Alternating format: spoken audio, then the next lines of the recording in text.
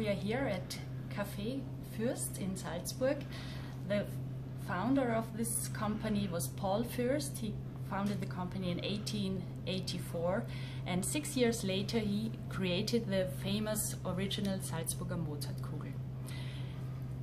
The Mozartkugel contains of marzipan. Marzipan is made from almonds, and the marzipan in the Mozartkugel has pistachio taste inside.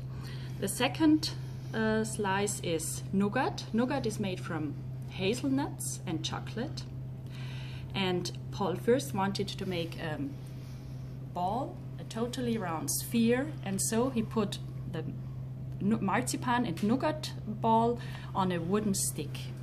Afterwards he dipped the chocolate, the ball into chocolate, and then you see the product like this.